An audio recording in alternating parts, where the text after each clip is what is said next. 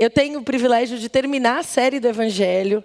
E para mim foi incrível porque eu amo o Evangelho, eu amo a palavra de Deus. Eu sou apaixonada por falar de Jesus para outras pessoas. Inclusive, eu tive o privilégio da primeira vez que eu preguei em inglês, foi para falar sobre evangelizar e como que é isso. E eu me senti muito honrada porque as pessoas perceberam que isso para mim era alguma coisa natural. Mas a gente está falando toda essa série, nós fomos, eu não sei vocês, mas a gente foi chacoalhado, né? Eu fui chacoalhada, esmagada, assim. Cada semana a gente falava, uau, meu Deus, o que será que eu estou vivendo? O que é de verdade o Evangelho? O que será que eu estou vivendo mesmo? Mas quando eu penso no Evangelho, eu preciso entender o que é o Evangelho. E o Evangelho são as boas notícias de salvação. Eu vou ler com vocês o que a gente leu desde do primeiro dia dessa série, que é Romanos 1, 16, 17, que diz, e talvez você já saiba de cor, e eu não me envergonho do Evangelho, porque é poder de Deus para a salvação de todo aquele que crê, primeiro do judeu, depois do grego, porque no Evangelho é revelada a justiça de Deus, uma justiça que do princípio ao fim é pela fé, como está escrito, o justo viverá pela fé. E eu amo pensar na palavra de Deus, eu amo falar da palavra de Deus, só que eu gosto de ter certeza que quando a gente vai terminar uma série como essa, você entendeu o que é falar do Evangelho. O que a gente acontece? Muitas vezes você quer dar para a criança alguma, ou para a pessoa um alimento que ela ainda não está pronta para digerir. Então eu quero falar para você rapidamente como você poderia explicar o Evangelho, como que é isso, o que é aceitar Jesus? Alguém ouviu já essa pergunta? Ou você já fez para você mesmo? O que é aceitar Jesus? O que é? É uma cerimônia? É um voto? O que é? E eu vou contar para vocês como eu aprendi para ensinar para os meus filhos e que eu acredito que a gente precisa ter esse conceito muito claro na nossa mente. Porque quando a gente tem um conceito claro, ele sai naturalmente da nossa conversa. É ou não é? Quando você sabe uma coisa de verdade, aquilo sai na tua conversa. Então, o que aconteceu? Deus criou o mundo, né? Gente, todo mundo acredita. Vamos partir do princípio que a gente está na igreja. Todo mundo acredita. Como qualquer pessoa que pode estudar a ciência percebe que, com certeza, é impossível ser de outro jeito. Foi Deus que criou o mundo. Deus criou o mundo, Ele criou o homem. E Ele criou o homem porque Ele queria se relacionar com o homem. Ele se relaciona, Ele faz um jardim. Eu amo quando eu imagino Deus indo passear pelo jardim, encontrando Adão e Eva. E Ele não toma café, né, com Adão e Eva. Mas Ele se encontra com Adão e Eva todos os dias. Mas, de repente, Adão e Eva escolhem desobedecer uma ordem e uma instrução dada por Deus. Eles escolhem fazer de outro jeito, eles fazem de outro jeito, eles se percebem separados de Deus. E a partir daí, então, a gente tem um espaço entre Deus e o homem. A partir desse momento que tem um espaço, porque a desobediência separa o homem de Deus. Deus já tem um plano. Lá em Gênesis a gente já vai encontrar isso. Tem um plano. E Deus fala assim, eu criei você, eu vi que era bom e eu não vou desistir de você. Ele não desiste de nós, Ele não desiste de mim, Ele não desiste de você. Você pode ficar muito feliz por causa disso? A gente só está aqui porque Deus não desistiu da gente. Porque se fosse por causa do meu comportamento, do seu comportamento, talvez a gente não ia estar aqui. E, na verdade, para todo mundo que resolve continuar separado de Deus, a vida é morte. Vive como zumbis, walking dead, achando que estão vivos, mas estão mortos. Já não tem vida em si. Então, essa separação, ele falou, não, eu continuo querendo me relacionar. E ele faz um plano, o plano da salvação. Ele fala assim, o único jeito dessa distância ser colocada é o meu filho, que vai pagar o preço pelo pecado e vai reconectar o homem com Deus. Para isso veio Jesus. Jesus vem para ser a ponte que conecta o homem pecador, que o homem que Deus tinha feito, mas que pecou. E agora ele conecta com Deus. Jesus é a ponte.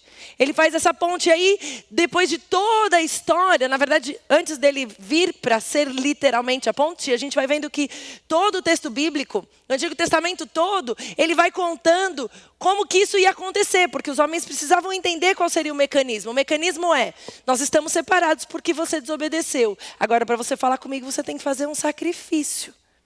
Você tem que pegar um animal perfeito, ir lá, entregar, colocar no altar, entregar. Por que ele precisava estabelecer? Porque ele precisava entender, colocar na cabeça das pessoas, existiria uma oferta, alguém tinha que pagar uma conta para perdão dos pecados e para mudança, para reconexão. Isso foi feito. Todo o Antigo Testamento a gente vai vendo isso, mas aí Jesus nasce, e está todo mundo, porque os profetas falaram, Isaías falou muito que ia vir o Messias, e eles acham que quem vem? Vem um Messias político, obviamente, porque ele é o nosso herói, então ele veio, ele resolveu tudo, ele pôs tudo para baixo, e não é verdade. Porque o reino de Deus não é sobre o que a gente vê, é sobre algo que está dentro de nós. Nós ouvimos isso na conferência. Se você não vem na vida com, eu te garanto que você não pode perder o ano que vem. E nós ouvimos isso, e as pessoas ficaram meio perdidas, porque era mais fácil ter um rei do jeito que eles tinham imaginado. Era mais fácil construir um reino do jeito que eles tinham imaginado. Mas Jesus estava falando, o que eu vou fazer dentro de vocês. Eu não me impressiono com o de fora, era muito fácil fazer de fora. É muito fácil parecer crente, é ou não é? Quem aí já não viu alguma figura e se fala assim, ali vai um homem de Deus. Ali vai uma mulher de Deus. Você não consegue imaginar? Você consegue pôr um personagem? E você enxerga, é muito fácil falar do lado de fora, ou julgar pelo lado de fora, mas sem saber o que está dentro. Então o que acontece é que Jesus vem, e Jesus vem para cumprir e pagar a minha conta e a tua conta. Eu não sei o quanto isso gera em você, mas para mim gera uma gratidão que eu vou viver todos os dias da minha vida para cantar para Jesus. Que é porque Ele vive que eu posso crer no amanhã, porque Ele pagou pelos meus pecados. Sim, eu amo a mensagem da cruz, a gente cantou ano passado. Até morrer eu vou proclamar a mensagem da cruz. Porque é por causa da cruz, porque Ele morreu, é que eu tenho vida. E eu valorizo o que eu tenho, porque eu sei o preço. Sabe quando eu sei o preço? Quando eu sei a conta. Quanto custou para fazer algo? Quando você vê um produto, você fala, qual a qualidade desse produto? Vale a pena pagar ou não? Sim ou não? Eu vou falar de bolsa, né? Se você vai comprar uma bolsa que é de couro vale mais de uma bolsa que é de PVC, que parece couro. Sim ou não? Então o preço pago depende. Quando eu sei a minha conta, a conta do meu pecado, quando eu entendo o quanto eu tento fazer bem e eu não faço, como Paulo, graças a Deus eu não estou sozinha. Eu e Paulo pelo menos estamos na mesma. Eu tento fazer o bem e o bem que eu quero fazer eu não faço, mas o mal que eu não quero fazer, esse sim, eu faço, miserável mulher que sou. Quando eu entendo a conta que tinha que ser paga, eu valorizo o que Jesus fez, porque Ele pagou a minha conta. E quando eu sei que Ele pagou a minha conta, eu falo assim, peraí, eu tenho vida agora. Mas a minha amiga ainda não. E aí isso que transborda dentro de mim, não dá para ficar dentro. Isso é o evangelho, é a boa notícia, que aquele que estava morto tem esperança para viver. A boa notícia do evangelho não é que vai dar tudo certo. Pelo contrário, a boa notícia do evangelho é, estava ruim, você ia morrer. E você fala, mas eu estou vivo, mas está morto. No pecado nós estamos mortos. Mas aí não é o nosso fim. Com o que Jesus fez, quando eu aceito que Ele é a ponte, Ele fez e eu tenho vida. Porque Ele morreu, mas não morreu, Ele ressuscitou. Porque Ele vive. Eu posso crer no amanhã. Então, para que eu vou pregar o evangelho? Para que eu vou contar essa história para as pessoas? Porque nós somos a ponte. Jesus nos chamou para esse lugar. Ele nos chamou para o ministério da reconciliação. Ele falou, eu fiz em vocês e agora vocês vão contar para os outros. E fazer e promover, ser a ponte. O que acontece é que não dá para ser ponte se você não sabe o que foi feito por você. Se o teu fundamento, e a gente cantou, glória a Deus por essa música. Eu vou construir minha vida em ti, tu és meu fundamento. Mas muitas vezes a gente não sabe qual que é o fundamento. Então nós vamos lá para 2 Coríntios 5, 14, para pensar um pouco sobre isso. Paulo explica isso aqui à igreja que está lá em Coríntios e diz assim, porque somos dominados pelo amor que Cristo tem por nós. Pois reconhecemos que um homem, Jesus Cristo, morreu por todos. O que quer dizer que todos tomamos parte na sua morte. Ele morreu por todos, para que os que vivem hoje, não vivam mais para si mesmos, mas vivam para aquele que morreu e foi ressuscitado para a salvação deles. Você entendeu? Ele morreu por todos, para que os que vivem não vivam mais para si mesmos. E eu quero te fazer uma pergunta: você tem vivido para você ou você tem vivido para Jesus? Eu tenho vivido para mim ou eu tenho vivido para Jesus? E eu quero deixar claro que isso não tem a ver com a vocação ministerial de serviço na igreja. Não é porque eu dedico a minha vida inteiramente ao ministério. Então ela vive para Jesus. Não, eu posso fazer muito ministério e não viver para Jesus. Posso estar fazendo ministério, vivendo para mim mesma. O que nós precisamos é entender, e essa resposta só você vai ter. Teu marido não pode dizer, tua mulher não pode contar, o teu amigo não pode julgar. Para quem você tem vivido? Você tem vivido para você ou você tem vivido para Cristo? Agora, o nosso amor por Deus e a nossa vida para Deus, sabe como ela é expressada? Da maneira que eu sirvo ao outro. Sabe por quê? Porque a única forma de eu mostrar, disso transparecer, é a forma como eu sirvo ao outro. E sim, nós incentivamos ser parte da Vida Church. Se você está aqui pela primeira vez, nós somos uma igreja que serve. Se você serve em algum ministério da Vida Church, serve em alguma área, levanta a sua mão rapidinho. Olha aí para o seu lado, tem muita gente que serve. Porque é uma igreja que serve. Porque nós entendemos que parte do nosso DNA, está escrito no DNA da Vida Church, que nós somos uma igreja que serve. Agora eu quero dizer para você que não é sobre isso. É sobre quando você serve aqui, mas é quando você abre a porta no seu trabalho. Para alguém, quando você está no banco e você ajuda alguém. É quando você sai da sua casa para responder à necessidade de alguém que você nem conhece. Quando você deixa de viver para si e vive para o outro. Quando você para de, por exemplo, no caso das mulheres, parar de viver, maternidade. Gente, mães e pais, quando vocês engravidaram para ter filhos, a responsabilidade é de vocês. Tá, gente? Vamos assumir, vamos parar de reclamar. Porque as mulheres cheias de Deus têm que parar de reclamar da maternidade. É um presente. O seu amor a Deus e o seu amor o seu amor por Deus e a sua vida para Deus diz respeito a você cuidar daqueles que Deus deu hoje. Se Deus deu-te um filho pequeno hoje, é teu. Eu também já tive aí. Agora eu reclamo que eles não estão. Eu reclamo porque é estranho. Eu olho para o quarto da Júlia e a cama está perfeitamente posta. Não tem nada fora do lugar. Claro, ela não está mais lá. Vamos entender que a forma como eu amo a Deus e vivo para Deus é sobre o serviço do tempo que eu estou hoje.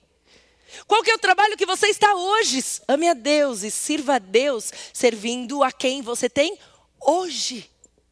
Amanhã você não tem. Amanhã você tem outra realidade. Amanhã você tem outro lugar para servir. Hoje, Deus te chama para servir e amá-lo. Sirva aos outros quando você ama a Deus e vive para Ele. Agora, isso não quer dizer que você não vai falar mais com ninguém, né? Não, eu amo a Deus, eu vou viver para Deus, eu vou fechar e não vou falar com nenhum dos réis mortais. Não é isso. É se relacionar. E o texto continua no versículo 16 assim: por isso daqui em diante, presta atenção. Porque Deus já falou comigo essa semana, eu já declarei publicamente o meu pecado da crítica, então a gente vai juntos, porque a gente prega assim. Esse é o modo de operação dessa igreja, né? 2 Coríntios 5,16 diz assim: por isso daqui em diante, não vamos, como que é? A ninguém mais consideremos do ponto de vista humano. Ainda que antes tenhamos considerado Cristo dessa forma, agora já não o consideramos mais assim.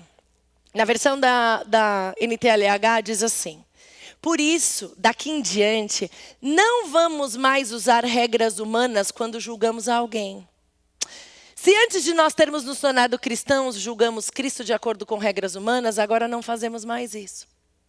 Deus não é do jeito que você quer, de acordo com as tuas regras humanas, nem com as minhas. Ele é Cristo.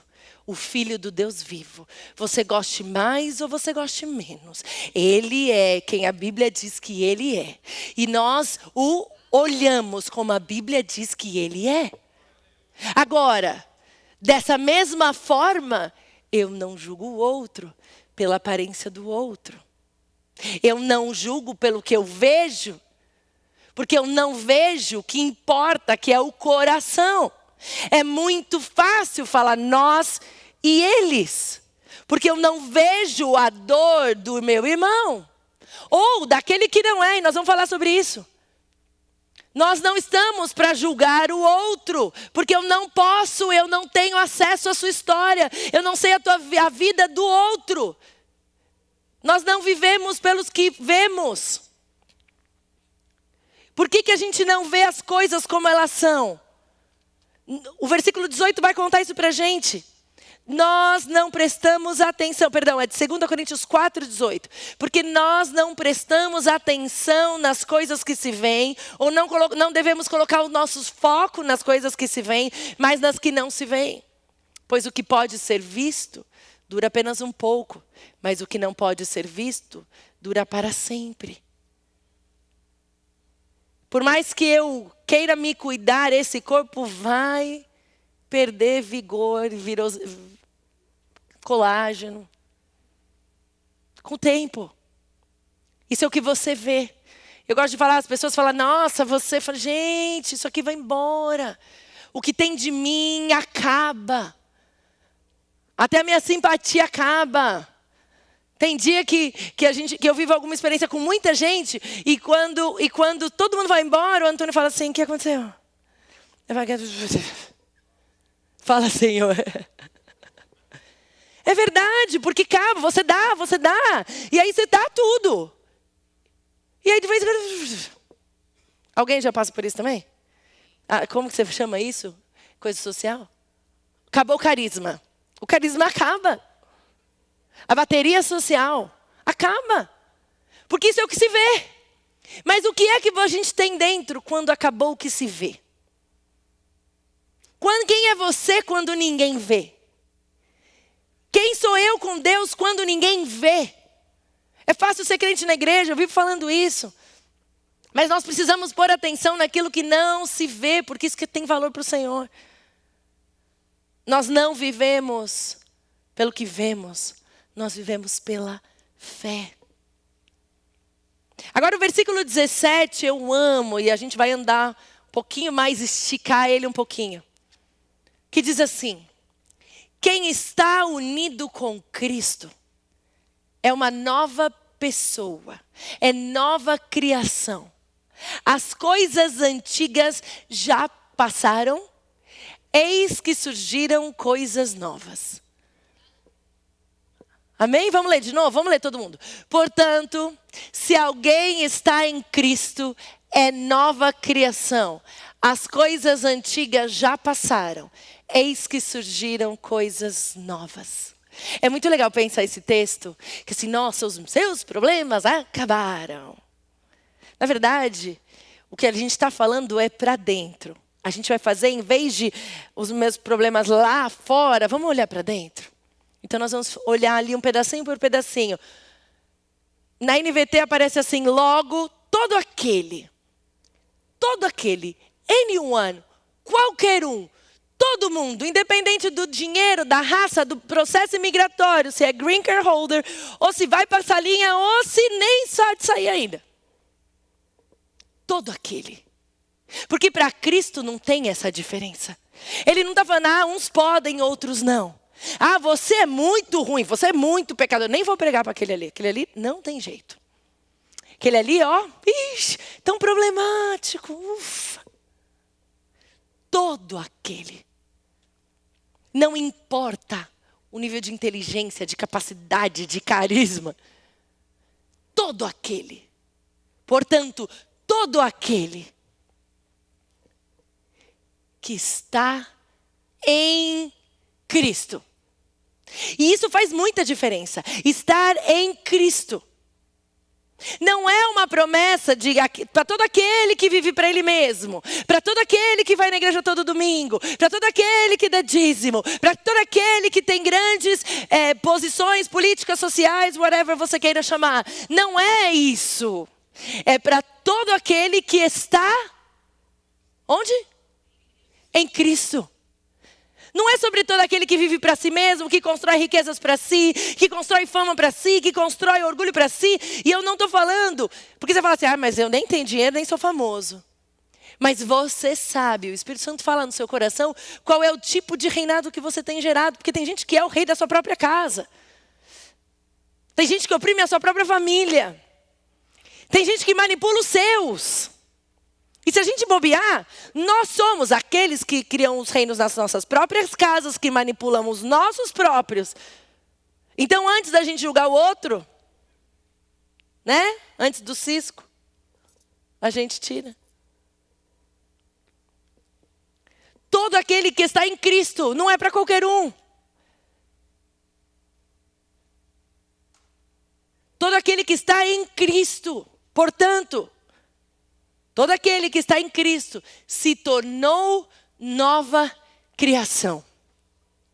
Esse princípio da nova criação, se tornar nova criação, ele chama regeneração.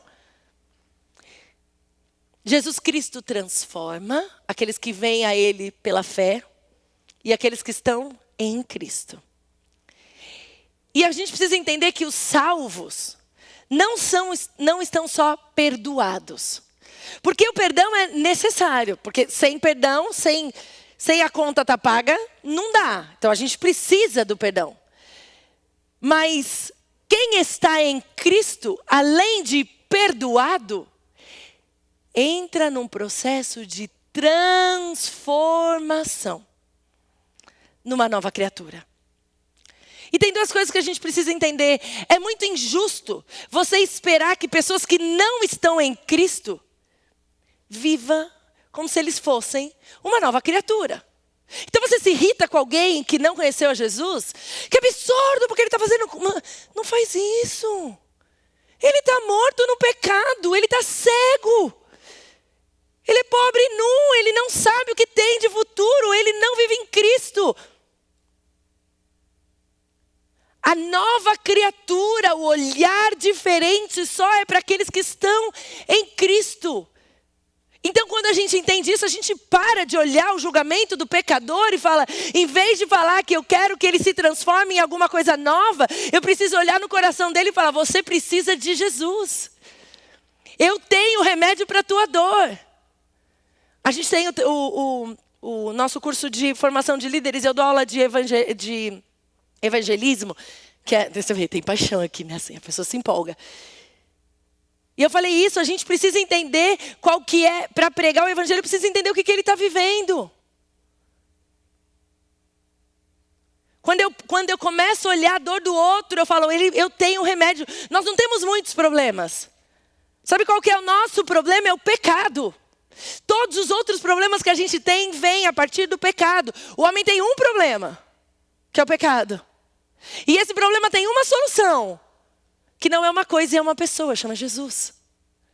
Quando eu entendo isso, eu paro de querer que ele transforme o comportamento dele, que ele não faça alguma coisa que para mim é absurda, e começo a falar para o teu problema, eu tenho um antídoto, e ele chama Jesus. Faz sentido para você? Eu não sei, mas para mim me dá... Eu falo, não, é injusto querer uma mudança de fora quando a gente não entregou o remédio para dentro. Adianta, doutor, pôr o óculos se a pessoa está com problema lá na retina? Tem óculos que não vai resolver. Não adianta fazer, não, enxergue. Eu ouvi outro dia uma experiência muito interessante que a pessoa falando sobre quem tem asma. Você fala para um asmático, respira. Ele não tem como respirar. Está dentro o problema.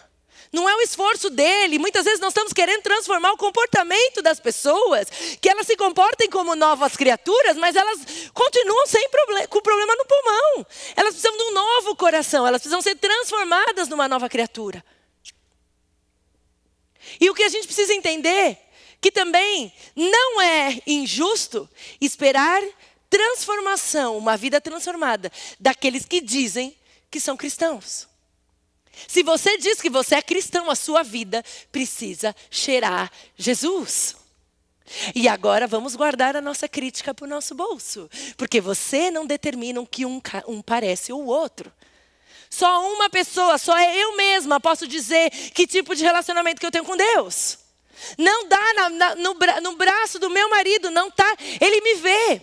E ele pode dar testemunho disso. Mas a verdade do meu coração só o Senhor sabe. Não existe nada mais poderoso que alguém ser transformado em nova criatura. Agora, nova criatura não quer dizer que seja perfeito, porque o processo de regeneração é um processo. Nós estamos sendo transformados. Logo, todo aquele, qualquer um, que está em Cristo, se tornou nova criação. A velha vida acabou. A velha vida acabou. No grego é parerkomai. É praticamente desapareceu, acabou, não tem mais. Desapareceu, veio para o final, foi arrancado. Você não tem mais. Todo aquele que está em Cristo é nova criatura. Então, a vida velha acabou. E uma nova tem início. Não adianta falar que é nova criatura, sem olhar para dentro e falar, será que eu ainda estou preso na minha velha vida? Será que a minha língua continua comprida? Será que os meus compromissos continuam com o mundo? Será que os frutos da minha vida têm sido de salvação ou não? O que será que eu estou vivendo relacionado àquela velha vida? Se eu sou nova criatura, trocou a roupa.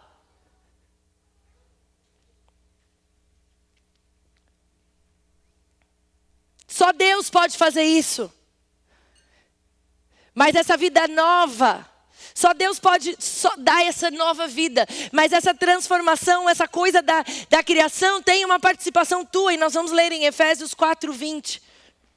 Porque Paulo vai corrigir a igreja de Éfeso falando assim. Mas não foi essa maneira de viver que vocês aprenderam como seguidores de Cristo. Todavia, não foi o que vocês aprenderam de Cristo. Eu vou ler aqui. Pode ir. Vou voltar então. Com certeza, de fato, vocês ouviram falar dele e nele foram ensinados de acordo com a verdade que está onde? A verdade está no mundo? A verdade está onde? Em Jesus. Então eu olho para Jesus, eu vivo de acordo do jeito de Jesus. Eu não fico dando piti do lado de fora, eu fico vivendo do jeito de Jesus. Quanto à antiga maneira de viver, vocês foram ensinados a se despir. É assim, alguém vai tirar. Foram ensinados a que alguém tire a tua roupa velha. Foi isso que está escrito? É isso que está escrito? Não. Vocês foram ensinados a se despir do velho homem, que se corrompe por desejos enganosos. Os desejos do teu coração te levam para o inferno. Mas que hoje você entenda que o Senhor pode trocar o teu coração de pedra por um coração como o dele. E a serem renovados no modo de pensar. E se a revestir do novo homem, criado para ser semelhante a Deus em justiça e em santidade, provenientes da verdade. Paulo é muito específico. Não dá para viver o novo, a nova criatura, o tempo novo, conectado, usando a roupa velha. Joga a roupa velha fora. É uma escolha sua. Paulo fala, vocês precisam se despir. É um verbo que é ação minha. Ninguém vai fazer isso por mim. Agora, quem faz isso? Como que a gente faz? Eu e você. Fomos chamados para promover essa reconciliação. Nós, igreja, somos a ponte. E eu vou ler na sequência, eu vou ler na NTLH, diz assim: tudo isso é feito por Deus, por meio de Cristo. que nos transforma de inimigos em amigos dele. E Deus nos deu a tarefa de fazer com que os outros também sejam amigos dele. A nossa mensagem é esta: Deus não leva em conta os pecados dos seres humanos e por meio de Cristo, Ele está fazendo com que eles sejam seus amigos. E Deus nos mandou entregar a mensagem que fala da maneira como Ele faz com que eles se tornem seus amigos. Portanto, estamos aqui falando em nome de Cristo, como se o próprio Deus estivesse pedindo por meio de nós. Em nome de Cristo, nós pedimos a você que deixem que Deus os transforme de inimigos a amigos dele. Em Cristo não havia pecado, mas Deus colocou sobre Cristo a culpa dos nossos pecados, para que nós, em união com Ele, vivamos de acordo com a vontade de Deus. Ele faz a reconciliação e nós contamos essa mensagem. O que é pregar o evangelho? É ser a ponte, é falar: eu sei o que foi feito comigo. Eu sei o que eu recebi e agora eu te entrego. Evangelismo não é um curso que você faz, é uma vida que você vive. Evangelho é receber as boas novas e a convicção daquilo que apertou, sai evangelho. Agora, quando aperta você, sai o quê? Aperta, belisca, irmão do lado, tô brincando. O que sai? O que sai de nós? Quando a coisa aperta, o que sai de mim? Crítica. Foi o que Deus falou para mim essa semana. Eu estava muito, também italianice, estava muito fervendo. Compartilhei com alguns irmãos.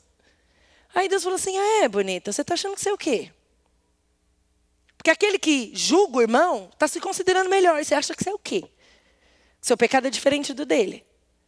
Aí a gente faz o quê? A gente abaixa a bola. Lembra que ele é santo. E eu preciso entender que eu preciso ser transformada numa nova criatura hoje e amanhã e depois e depois e depois. Que Deus não se importa com o que você acha de mim, com o que parece que eu sou. O evangelho redime, transforma, liberta das amarras. Aquele que estava preso, achando que era bom. Um irmão uma vez contou um testemunho, ele falou: eu passei a minha vida inteira olhando para baixo e comendo migalha que caia da mesa. Quando eu encontrei Jesus, eu levantei os meus olhos e falei: a mesa estava para mim. A mesa estava para mim. E eu posso me sentar ali. A religião fala: come da migalha. Migalha tá bom. Vai lá, arranca a migalha de alguém. O evangelho é assim: tem lugar para você na mesa. E não só para você, mas tem para o seu amigo e para o amigo do seu amigo. Porque quando você vive de verdade a transformação que o evangelho fez, aperta e sai Jesus. E como que a gente faz isso? Eu quero falar rapidamente.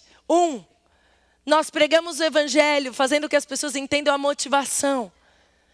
A gente para de querer transformar o comportamento da pessoa e começa a olhar o coração dela e fala assim: me conta no que eu posso te fazer, como eu posso te servir, qual é a tua dor? Eu preguei sobre isso no Vida Com. Qual é a dor de quem você está do lado? Nós falamos de santidade e de amor. O moralismo, o legalismo, ele fala: você está fazendo tudo errado. O liberalismo fala: Deus é amor. Tem a hipergraça, está tudo válido. Eu preciso entender que eu prego santidade, porque é impossível agradar a Deus sem santidade. Mas eu digo que Deus é amor. E Ele te amou, e Ele te perdoa de novo, e Ele te transforma mais uma vez. Ele não desiste de nós. Sabe, quando eu penso no não desistir, eu penso que Deus, quando Ele criou a humanidade, e Ele viu que era bom, não é o que o texto diz?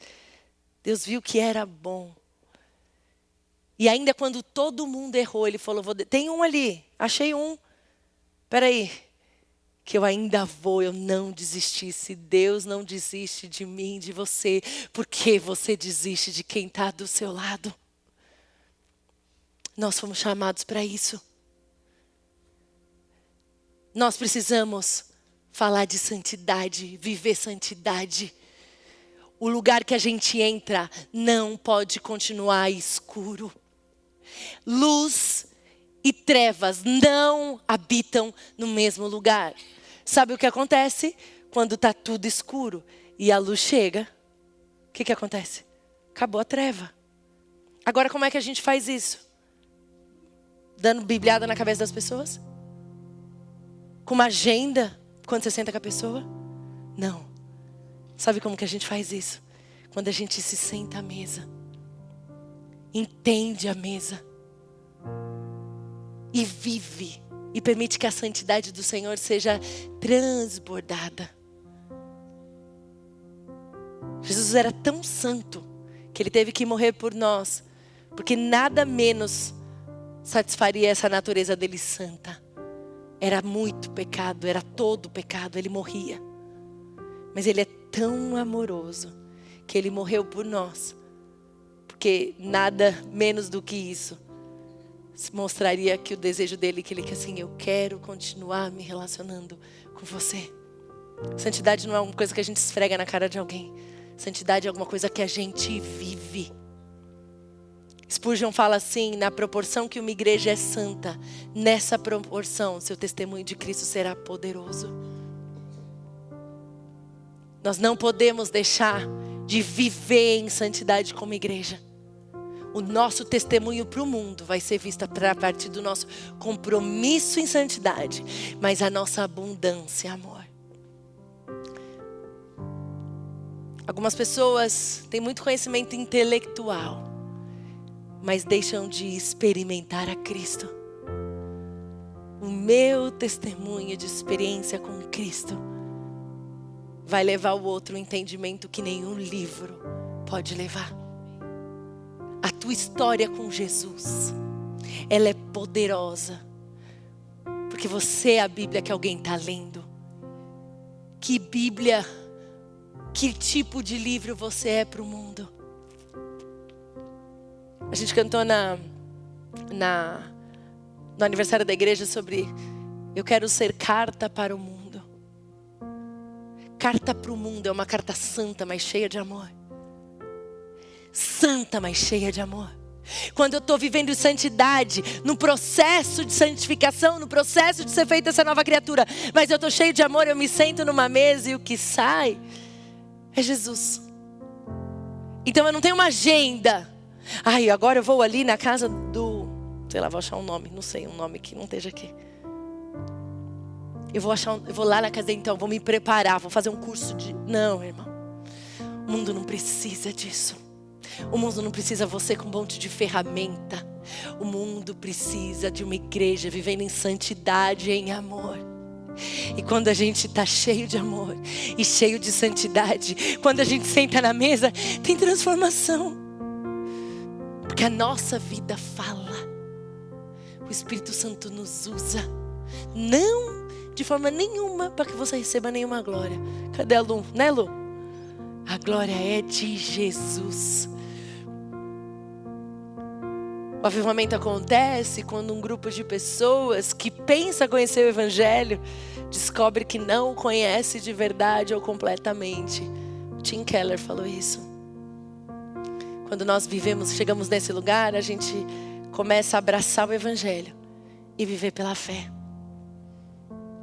A gente para de falar que a gente... contar o nosso testemunho. O dia que eu fui para a igreja, e a gente começa a falar, o dia que eu conheci Jesus, e eu fui feito uma nova criatura. Eu quero desafiar você a começar a pensar na tua vida. Em vez de contar a tua história como o dia que eu fui para a igreja, eu quero que você comece a pensar e falar qual foi o dia que eu conheci Jesus. E que Jesus me transformou de morto em vivo. Quando realmente as coisas velhas passaram e as coisas novas foram feitas. A igreja que faz diferença no mundo é uma igreja que vive em santidade porque abandona as coisas velhas, mas vive coisa nova dia, depois do outro dia, e depois do outro dia, e depois do outro dia. Mas eu não posso terminar esse tempo aqui sem te dar uma oportunidade. Eu ouvi isso de um dos grandes pregadores da nossa geração, pastor Hernandes, ontem. E ele estava falando para uma conferência de igreja, ele falou, todos nós precisamos tomar uma decisão. Não decidir é decidir. Se você não decidiu por Cristo, se você não decidiu largar o velho homem, se despir das velhas coisas e vestir a roupa nova dessa nova criatura, você já decidiu continuar vivendo o velho em vez de viver o novo. Você já decidiu. Mas hoje é um dia de mudança de história, se você quiser.